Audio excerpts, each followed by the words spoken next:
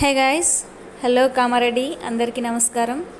మళ్ళీ voice over ఇవ్వడం చాలా రోజుల తర్వాత గ్యాప్ తీసుకొని మళ్ళీ మీ ముందుకు వచ్చాను కదా. సో ఇక్కడ మ్యాటర్ ఏంటంటే, గణపతి నిమజ్జనంకి ముందు కామారెడ్డికి వెళ్ళి ఒకసారి అన్నీ గణేష్ ఐడల్స్ చూద్దామని చెప్పేసి వెళ్ళాం. సో ఇక్కడ నాకు బాగా అట్రాక్టివ్గా కనిపించింది ఈ కేదార్నాథ్ చార్ధామ్ యాత్రకి సంబంధించిన ఈ సెట్. ఇది ఎంత కష్టపడితే కానీ ఇంత బాగా సెట్ అయి ఉండదు. సో వెళ్ళాలి అని చాలా ఆతృతగా వెళ్ళాం. బట్ అక్కడికి వెళ్ళిన తర్వాత చూస్తే చాలామంది జనాలు ఉన్నారు.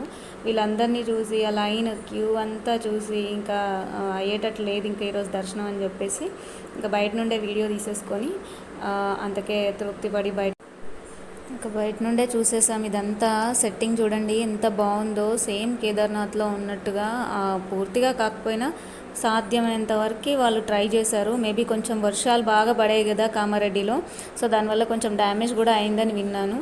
సో లోపలికి వెళ్ళడానికి కూడా చాలామంది రష్ ఉన్నారు, ఎందుకంటే నెక్స్ట్ డేని నిమజ్జనం కాబట్టి ముందు రోజు చాలామంది జనాలు ఉన్నారు.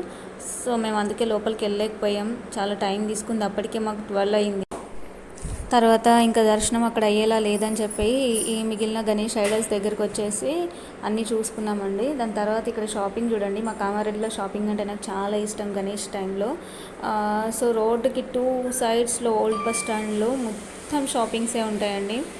Almost all A to Z home decor items దగ్గర నుండి క్రాకరీస్, జ్యువెలరీ, ఇంకా చిన్నపిల్లలు వాళ్ళ ప్లేయింగ్ డాల్స్ ఇలాంటివి చాలా చాలా అండి. హ్యాండ్ బ్యాగ్స్ కనిపిస్తున్నాయి కదా, మీరు షాపింగ్ చూసే ఉంటారు.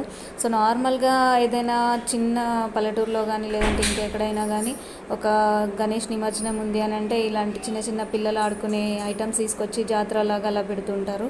కానీ ఇక్కడ అలా కాదు. ఏంటంటే మొత్తం డ్రెస్సెస్ దగ్గర నుండి ఆల్ టైప్స్ ఆఫ్ ఇంటికి సంబంధించిన ప్రతి ఒక్క ఐటెం కనిపిస్తూ ఉంటుంది ఇక్కడ. ఇంక